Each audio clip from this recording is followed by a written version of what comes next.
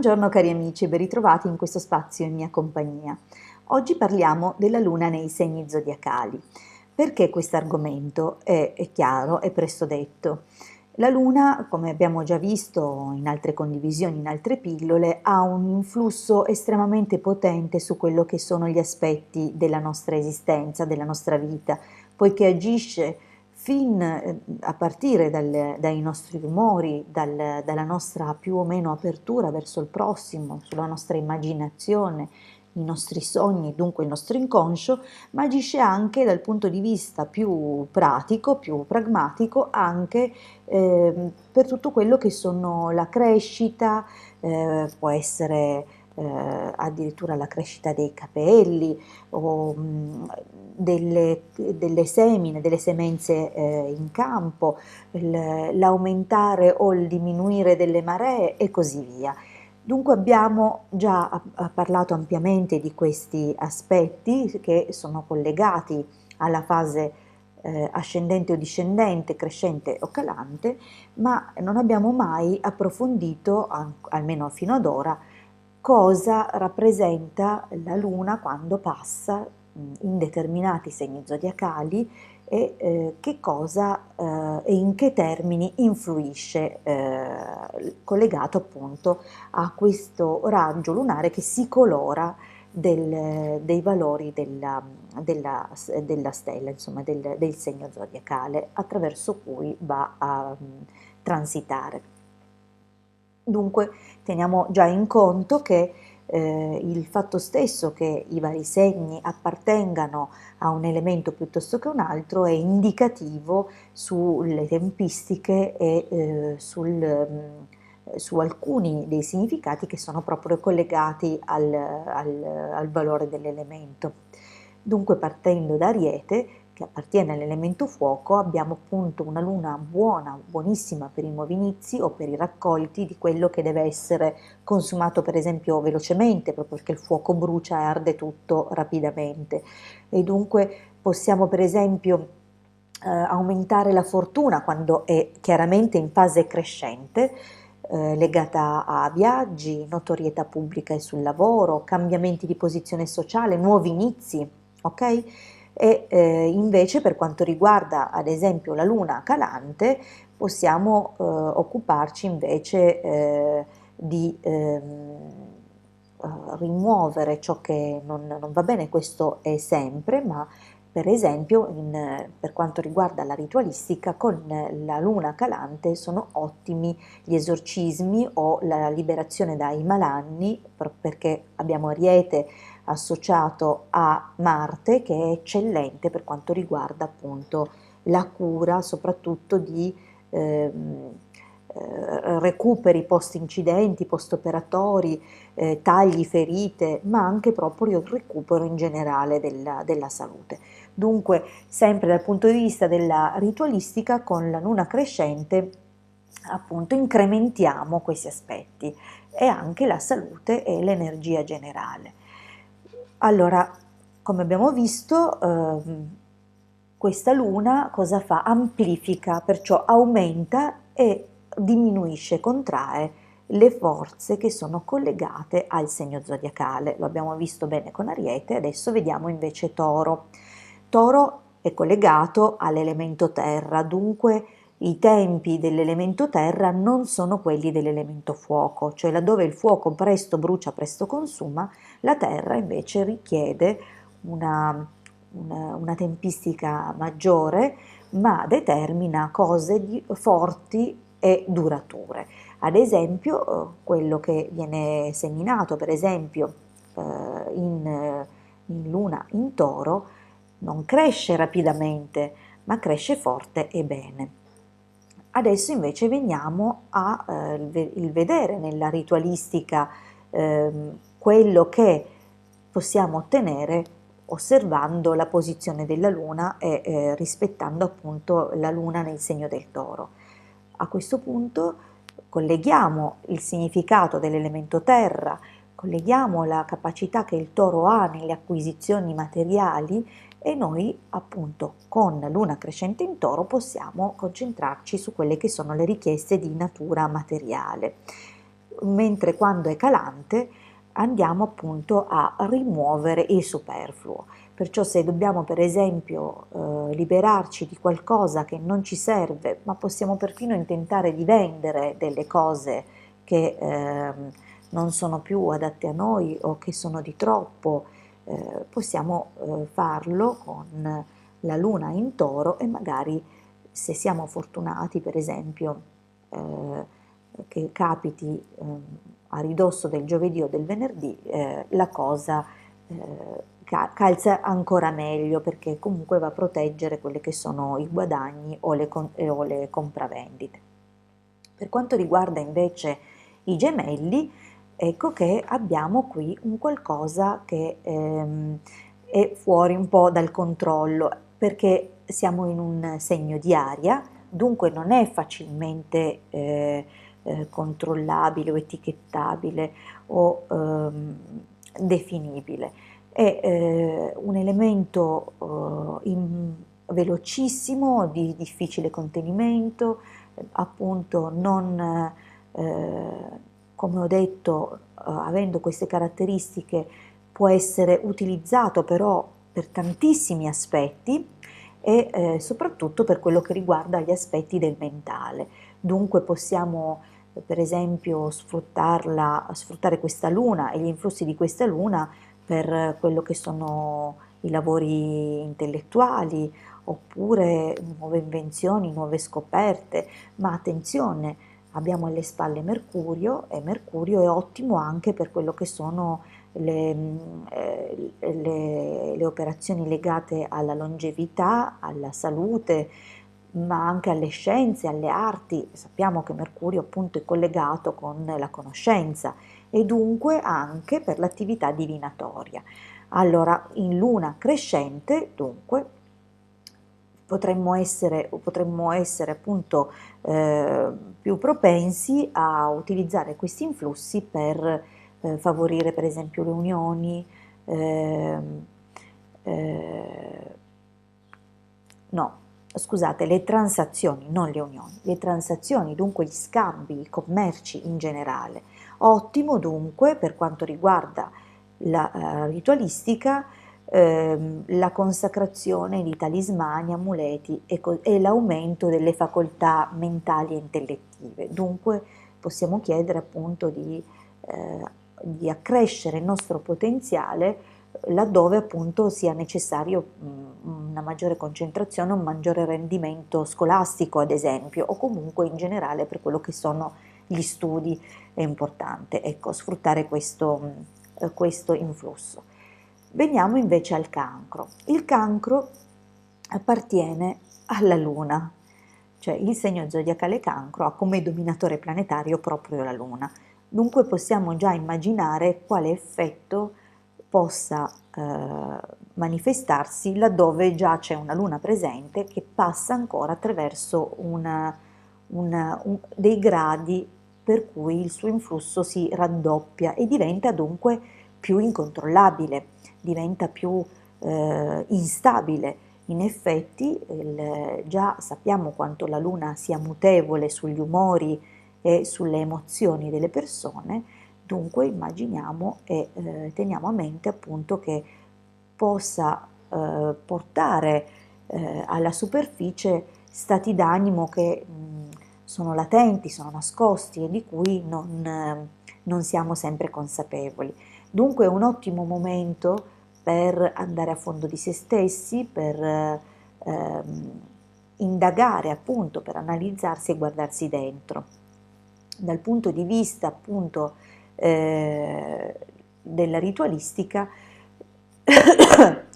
in luna crescente è ottimo sfruttare questo influsso per la divinazione, per la veggenza, per tutto quello che richiede appunto il riuscire a guardare in mondi sovrasensibili.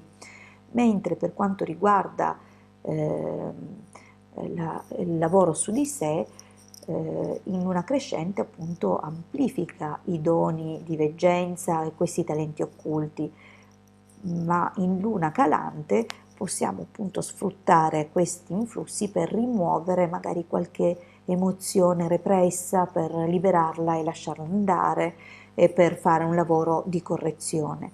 È un ottimo periodo anche, per quanto riguarda sempre però la luna crescente, per la consacrazione di amuleti e talismani, soprattutto se sono collegati a viaggi o per potenziare i poteri psichici. Il leone è un segno solare, dunque siamo di nuovo con la dirompenza dell'elemento fuoco, che terremo appunto in considerazione proprio per quanto riguarda la ritualistica, per cui questa luna, quando viene a trovarsi nel segno del leone, si può utilizzare insomma per qualsiasi scopo magico, proprio perché il fuoco ci permette di espandere e di far arrivare sui regni sottili le nostre richieste molto più agevolmente, ed è anche qui ottimo per gli amuleti e i talismani, in particolare per la fortuna, ricordiamoci il sole, per i guadagni, per le attività di un certo tipo, insomma anche per la carriera e per la salute, non ultimo perché porta dietro i valori del fuoco. Luna in Vergine, siamo di nuovo in un segno legato all'elemento terra, è un segno che spinge ad essere meticolosi, anche a lavorare molto anche per gli altri, se è il caso di cooperare, di sostenere qualcuno anche dal punto di vista della salute, ma è una luna particolare, quella che attraversa il segno della Vergine, è una luna che può far emergere una certa stravaganza, un po' di eccentricità, e anche in questo caso è ottima per sogni profetici, intuizione, dare sfogo alla fantasia e bisogna fare un po' attenzione al fatto che la luna possa portare mutevolezza nei nostri ragionamenti e perciò qualche forma di indecisione oppure una scarsa riflessione, cosa che generalmente non capita a quelli del segno della Vergine, che sono comunque molto riflessivi, ma ricordiamoci che la luna porta appunto movimenti e cambiamenti repentini, dunque è vero che si colora dei valori della Vergine, ma viceversa, quando la Luna è in Vergine può comunque dare questo genere di impronta. Per quanto riguarda la ritualistica, però, ricordiamoci che la Vergine è per i legami amorosi stabili e dunque può essere utilizzata per questo tipo di incontri, ma attenzione perché potrebbe attirare l'attenzione di persone sposate o già legate con qualcun altro. Dunque è bene, diciamo, la luna degli amanti, se vogliamo. Per quanto riguarda però, questo è la luna crescente, per quanto riguarda invece la luna calante si può sfruttare questo influsso per rimuovere malefici, fatture, ma anche per slegare due persone, cioè per rimuovere un legamento laddove non fosse più opportuno. Ecco. La luna in bilancia. La luna in bilancia è una luna tenerissima, si colora degli influssi di Venere, è una luna molto adatta per tutte quelle che sono le operazioni sentimentali, i rapporti di coppia, le società, le associazioni e quant'altro. È una luna che stimola, già di suo la luna influisce sull'affettività colorandola di romanticismo, ma la bilancia in questo caso ne accresce questa percezione, questa necessità, stimola la voglia di avventure, ma anche tutto quello che sono le cose poetiche, belle, armoniose, ma è ottima anche per le situazioni giudiziarie. Dunque, quando la luna è in questo segno, sono appunto favoriti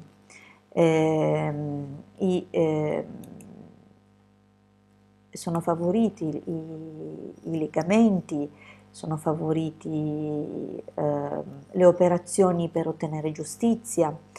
Per quanto invece riguarda la luna calante, è una luna terribile, è una luna terribile. Qua non entro nel merito, ma è una luna tremenda. Quando si opera in bilancia si può veramente richiedere delle cose, è forte, è una luna molto forte. La luna in Scorpione. In questo caso, quando vedremo che la luna si trova in Scorpione, allora ecco che possiamo lavorare per quello che sono le questioni legate al ripristino della salute sugli organi genitali, oppure le vie urinarie, oppure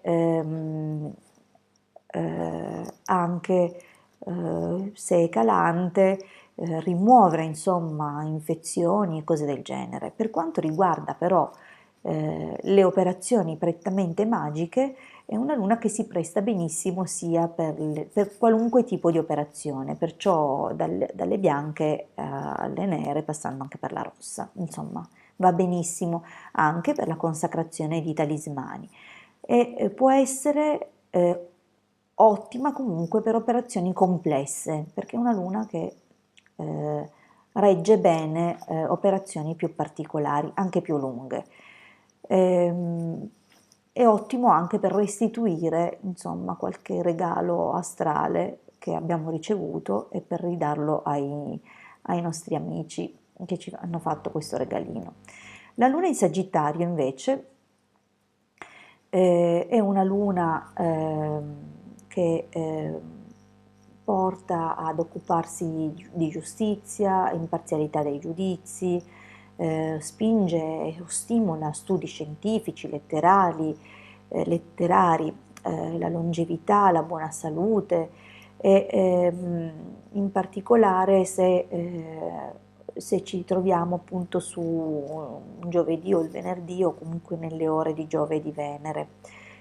A questo punto per la ritualistica è ottimo perché Sagittario porta con sé i valori di Giove, dunque Giove ama l'alta magia cerimoniale, ama tutto quello che è pomposo, cerimonioso, perciò sarà ottimo per questo genere di lavori, ma anche per consacrare talismani che riguardano la fortuna, le vincite, il gioco e così via.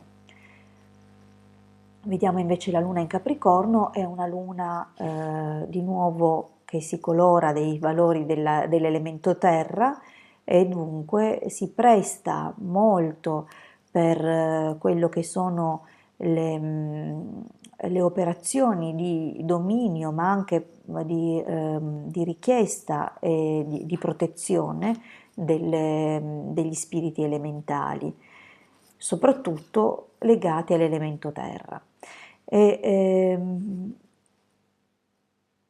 Se la luna è crescente, potremmo chiedere appunto accrescimento anche dal punto di vista sociale e materiale, un aiuto anche nel lavoro, aumenta la nostra capacità di resistere e di sacrificarci per l'ottenimento di uno scopo, perciò ci dona determinazione e anche una buona resistenza, questo anche dal punto di vista della salute.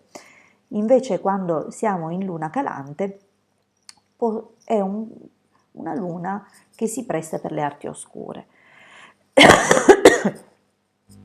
Scusate. Abbiamo ancora Acquario. Acquario è un altro segno caratterizzato dall'elemento aria e dunque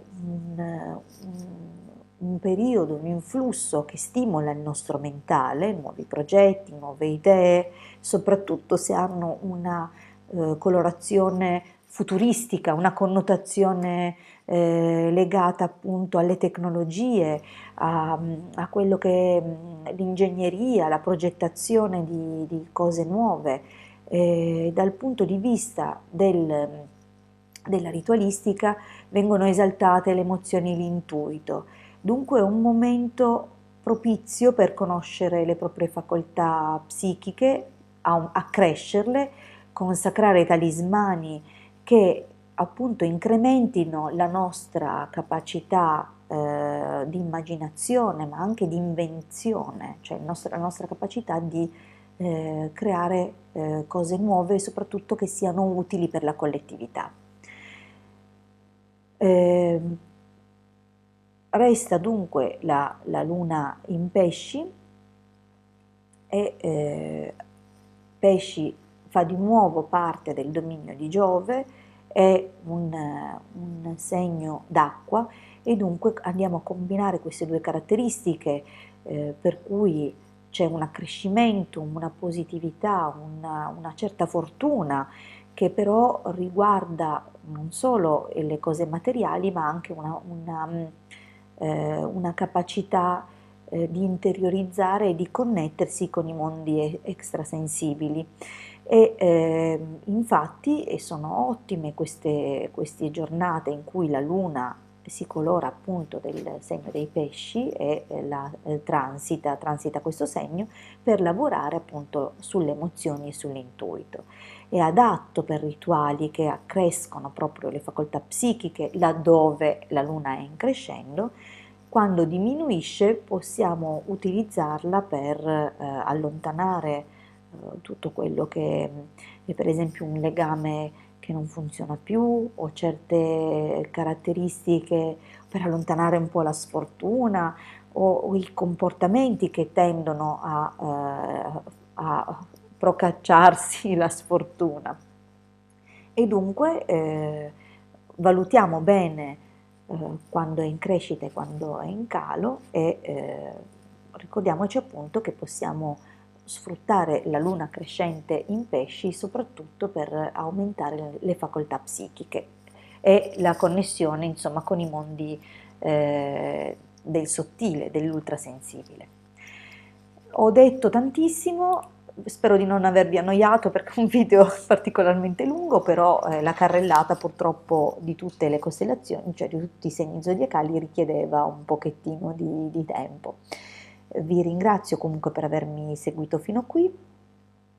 Potrete comunque sempre vedere in quale segno si trova la luna, basta che cerchiate appunto la luna nei segni e dovreste trovare su internet parecchi siti che ve lo indicano. Vi ringrazio per avermi ascoltato fino qua, vi rimando al prossimo appuntamento, alla prossima condivisione e vi auguro una buona giornata. Un grande abbraccio dalla vostra Hildegarda.